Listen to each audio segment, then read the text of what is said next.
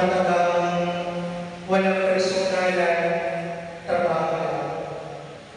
Kaya kung minsan, dahil walang personalan, trabaho lang, basta pagkakos yung trabaho, okay na yun.